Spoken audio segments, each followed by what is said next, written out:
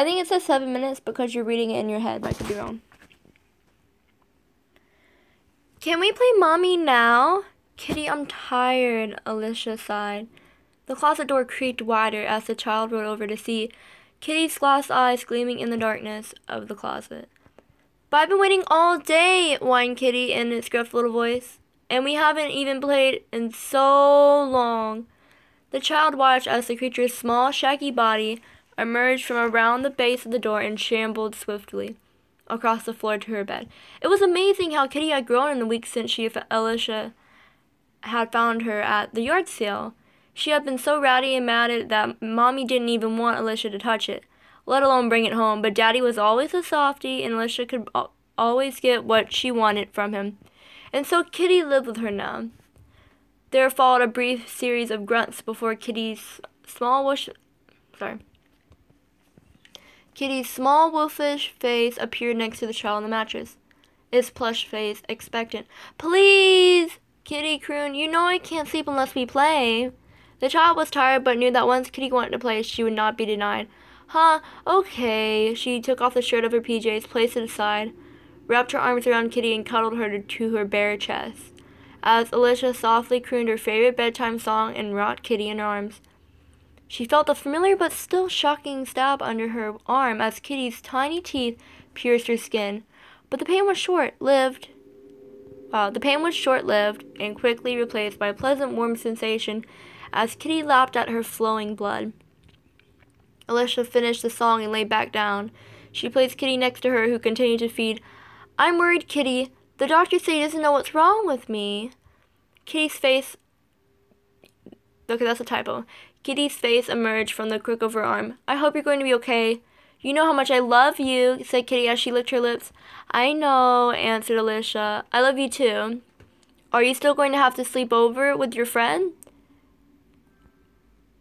"Mommy said she doesn't think I should, but Daddy said they would talk about it." "That's good. I can't wait to meet your friend. What's your name again?" "Gina," answered Alicia. "We'll all have fun playing together." "I'm tired. Let's go to sleep." "Yeah, we'll have more fun tomorrow." "Kitty, good news. Gina is coming to stay tomorrow. Daddy won the talk, and her parents said she could."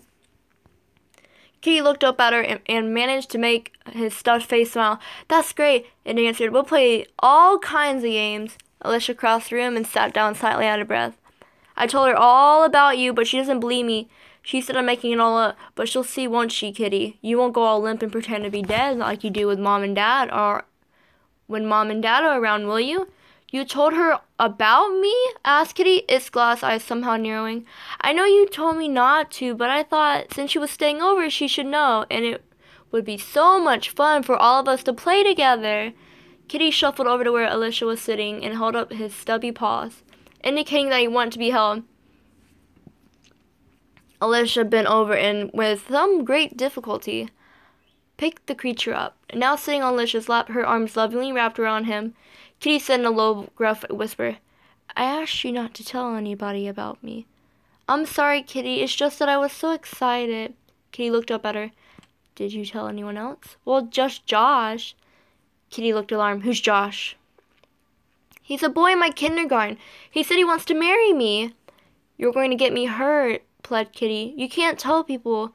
They'll find out, and then they'll take me away from you. Do you want that?" "No." Alicia looked down dejectedly. Even Kitty had to admit that Alicia did look sorry.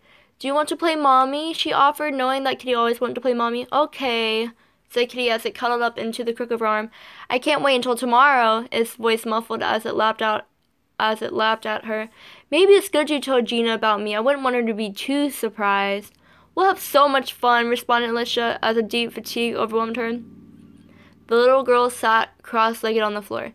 "Stop lying," said Gina. She was a pretty girl, taller than Alicia, but where Alicia was peaked and blonde, Gina had auburn hair and her chubby face had a healthy, ruddy glow. "I'm not lying," responded Alicia defensively. "You'll see." With a bit of effort, she rose across the room and turned down the light. "But you need to promise that you won't tell anybody."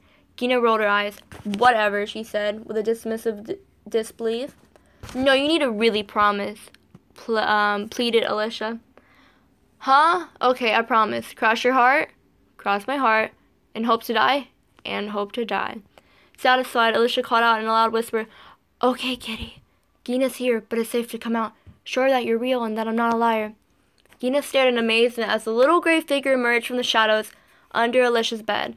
At first it walked on all fours like a dog or a wolf, but as it cleared the bed, it rose onto 2 legs and looked up at Gina with its shining glass eyes. The little girl's amazement bubbled over into laughter as the gray creature raised an arm and spoke in a gravelly voice. Hi, I'm Kitty, it said. Alicia practically collapsed onto the floor next to Kitty and scooped him up in her arms. Kitty is my special friend. Gina's eyes shone. That is the coolest thing ever, she cried. Keep your voice down, commanded Alicia. My parents will hear. Almost on cue, a knock came on Alicia's door just before it swung open. Kitty's body went limp and slumped in Alicia's arms as her father's head poked in.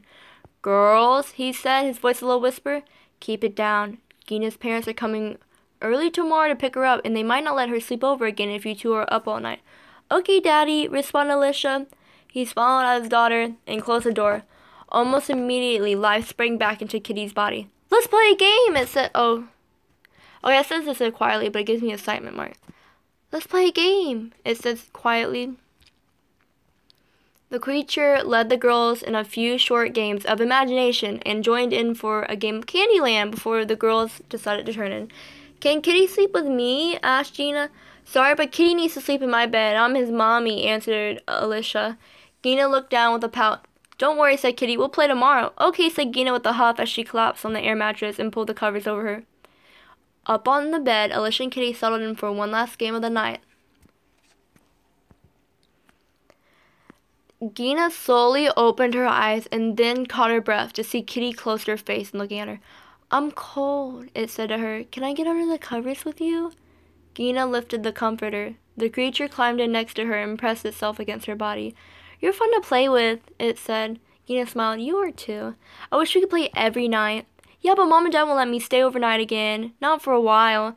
That's sad. I'll miss you. Can you give me a hug, please? Gina wrapped her arms around the furry plush body and smiled. Kitty whispered in her ear, well, if you can't sleep over here, maybe we could sleep over at your house. Probably not. Moms and dads need time to say yes or no. Maybe next week? Next week? That's so long to wait. Kitty looked at Gina with desperation in its eyes. How about just me then? You can sneak me home in your night bag. Then you don't need to ask anybody. But what about Alicia? Won't she miss you? She'll be mad if I stole you. Silly, you can't steal me if I ask to go. Alicia will understand. Besides, I play with her every night, and you can get me back at school on Monday. I don't know, but I thought you loved me. And we could play together more. I know so many games that I love to teach you. Well, only if Alicia says it's okay. I don't want her to be mad at me. Kitty's wolfish face contorted into a broad grin that showed a row of thin needle-like teeth. I'm sure she will. Gina's awoke to the sound of knocking on Alicia's door. Girls, time to get up, called Alicia's dad. Gina's parents are here. It's time to go. Gina ambled out of the air mattress, but Alicia didn't stir.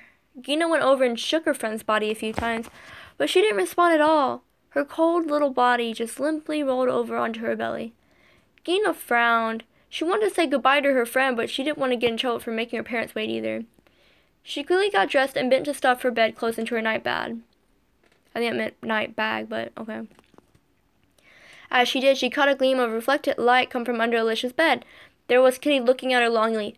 Please, it whispered. Gina's heart melted. She scooped up the creature and said, we'll have so much fun playing tonight. Kitty looked concerned. All?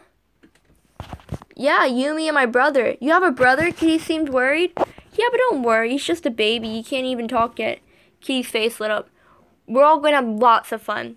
Girls, called Alicia's father. Louder this time. Gina smiled at Kitty and gently tucked the creature down into her night bag. Bye, Alicia, she called as she closed the door.